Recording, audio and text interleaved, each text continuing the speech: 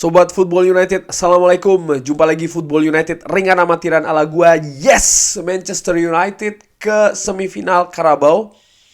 Di pertandingan yang baru saja selesai, Manchester United mengalahkan Charlton Athletic 3-0. Gue ingin ngobrolin review pertandingan tadi. Manchester United tampil tanpa Bruno Fernandes pastinya karena suspended. Lalu ada beberapa perubahan dari formasi awal Manchester United.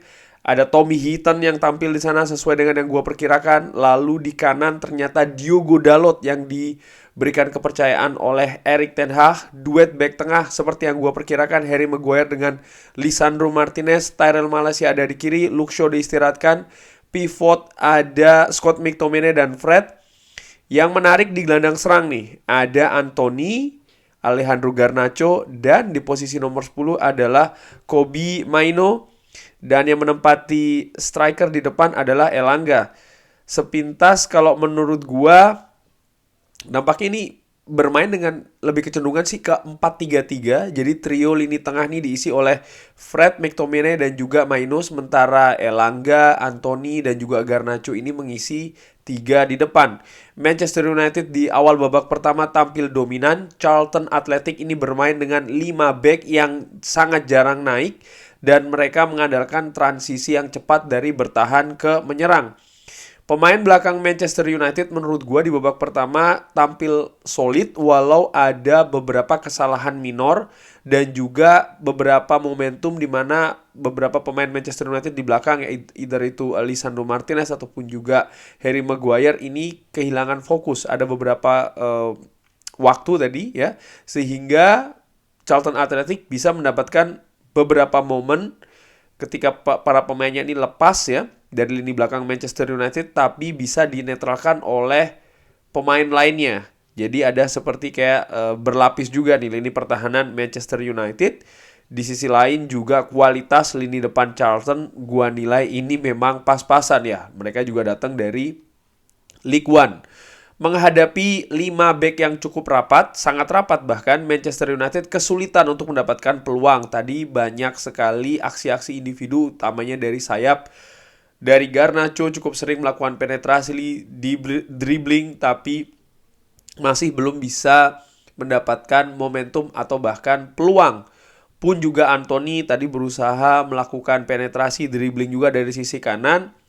Dan melakukan juga umpan pendek dari kaki ke kaki, kombinasi variasi berusaha untuk membongkar pertahanan dari Charlton. Sekali lagi ya, dari sayap ini cukup sering dilakukan. Akurasi umpan di sepertiga akhir ini menurut gue juga sering tidak akurat, sehingga bolanya pun juga sering lepas, juga beberapa kali salah posisi. Akhirnya ada gol dari Anthony, gol yang menurut gue sublim, sangat luar biasa. Golnya ini cantik ya, bagaimana dia ini melakukan tusukan khas Anthony dari sisi kanan, lalu masuk sedikit, dikasih ke kaki kirinya, bolanya ditujukan ke pojok kanan gawang Charlton yang menghujam dengan deras. 1-0 bagi Manchester United. Gol ini penting, kenapa? Seperti yang gue katakan di preview, Charlton ini punya tujuan untuk bertahan sejauh mungkin, ya, selama mungkin. Dan ketika Manchester United berhasil membobol, ini merupakan awal yang bagus. Tadinya gue pikir Charlton Athletic akan down, tapi ternyata di luar dugaan. Mereka tetap tampil percaya diri, mereka tetap tampil disiplin, mereka tetap tampil fokus, sehingga lini pertahanannya pun juga tetap terjaga dengan solid. Manchester United juga kembali susah untuk bisa menembus pertahanan dari Charlton Athletic. Sempat ada satu peluang dari Fred melalui tendangan bebas yang menurut gue juga cukup cantik, namun sayang masih membentur tiang tadi ya. Dalot cedera, gue belum dapat kabarnya bagaimana, mudah-mudahan tidak parah ya, digantikan oleh Aaron Wan-Bissaka. Catatan gue di babak pertama, terutama setelah terjadinya gol, transisi ini dari lini tengah Manchester United ketika berubah dari menyerang ke bertahan ini lambat, sehingga pemain Charlton Athletic yang mengandalkan kecepatan sering sekali ketika mereka melakukan serangan balik ini langsung berhadapan dengan pemain belakang Manchester United. Di sini gua ingin memperlihatkan posisi rata-rata ya. Posisi rata-rata pemain Manchester United di babak pertama bisa dilihat lebih banyak mengandalkan serangan sayap, ya Anthony dan juga Garnacho posisinya paling depan karena memang Manchester United sangat sering mengandalkan serangan dari kedua titik ini. Sementara yang di tengah itu ya terlalu banyak pemain dan tidak ada yang maju ke depan. Elanga menurut gue juga kurang kurang dapat suplaian karena memang konsentrasi pemain Manchester United nampak lebih banyak dari sayap. Kalau Elanga ini tidak bergerak ke sayap ya dia tidak mendapatkan bola. Selain itu juga gue melihat bagaimana kontribusi dari Kobbie Mainoo yang menurut gue minim ya. Memang bagus sih dia pemain akademi, ini merupakan tentu saja pertandingan bersama dengan tim senior Manchester United di ajang resmi Carabao Cup. Pengalaman yang luar biasa. Diharapkan tentu saja tadi bisa memberikan atau dia bisa menampilkan permainan yang bagus. Bagaimana kalau gua melihat tadi nampak memang belum menyatu ya dengan pemain-pemain lain. Mungkin juga karena dia terlalu junior tidak banyak mendapatkan bola. Bisa dilihat touches-nya atau sentuhannya ini kalau dibandingkan dengan Anthony ataupun dengan Garnacho itu cukup jauh perbandingannya. Apalagi kalau dibandingkan dengan Fred dan juga Scott McTominay yang sama-sama berada di posisi tengah. Itu sangat jauh sekali ya sentuhannya. Hampir setengahnya bahkan perbedaannya. Lalu memasuki babak kedua, Charlton Athletic justru bermain terbuka. Mereka nampak ingin mengejar ketertinggalan. Mereka tidak ingin tersingkir lebih awal katakanlah demikian, dan mereka berusaha untuk mengejar menyamakan kedudukan, mengandalkan kecepatan, memaksa Manchester United ini lebih banyak turun.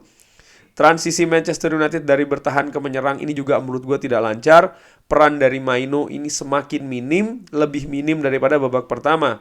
Akhirnya Erik ten Hag memasukkan Christian Eriksen, Casemiro dan juga Marcus Rashford dengan menarik Kobbie Mainoo, Anthony dan juga Fred.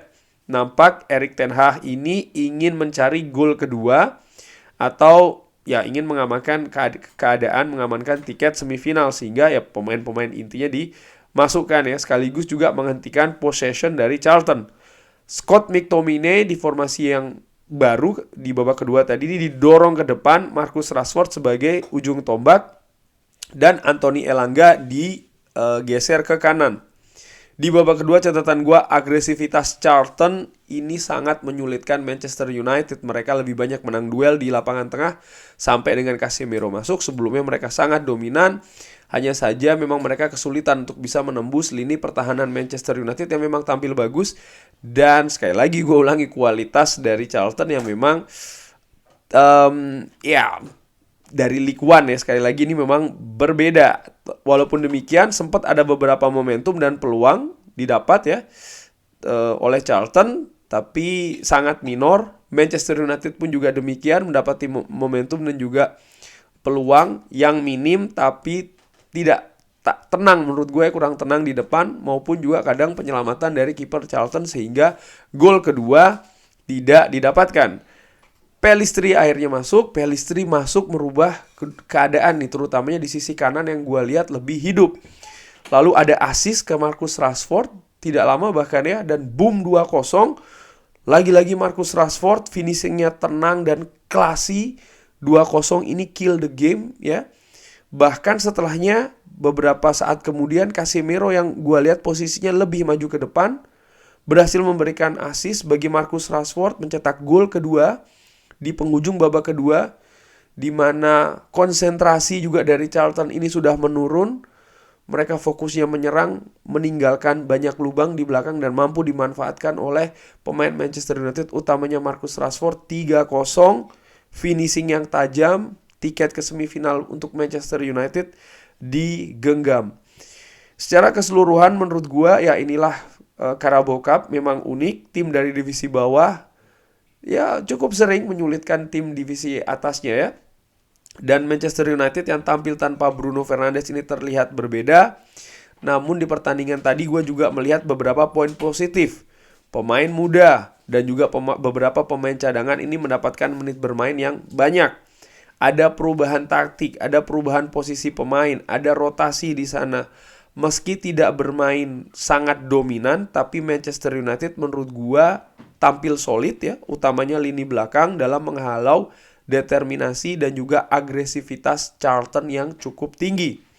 Dan seperti yang Erik ten Hag katakan sebelum laga, di match tadi itu sebelum laga, sekali lagi sebelum pertandingan, mengatakan kalau yang penting menang dan mengamankan tiket semifinal, dan inilah yang didapat oleh Manchester United.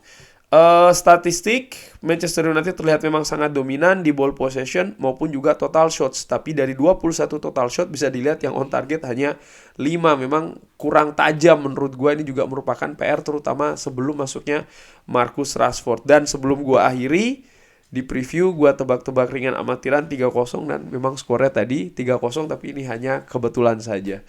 Kurang lebih demikian review Carabao Cup perempat final. Manchester United yes melaju ke semifinal. Mudah-mudahan bisa melaju lagi ke final. Siapa tahu Carabao akan menjadi trofi pertama bagi Erik ten Hag. Gue sih berharap apapun itu, yang jelas Manchester United bisa solid dulu. Bagaimana menurut Sobat Football United mengenai pertandingan tadi? Siapa yang pemain terbaik? Pemain terbaik menurut gue man of the match Marcus Rashford, yang ini merupakan pencapaian dari seorang Marcus Rashford sangat luar biasa di pertandingan setelah Piala Dunia, mulai dari Burnley, Nottingham Forest, Wolverhampton, Bournemouth, Everton, Charlton Athletic, mencetak gol terus nih, gak putus-putus, luar biasa. Dan menurut gue Marcus Rashford adalah man of the match ya. Bagaimana Sobat Football United pertandingan tadi, man of the match? Drop di kolom komen. Jangan lupa like, subscribe. Semoga sehat-sehat terus sekeluarga. Wassalamualaikum warahmatullahi wabarakatuh.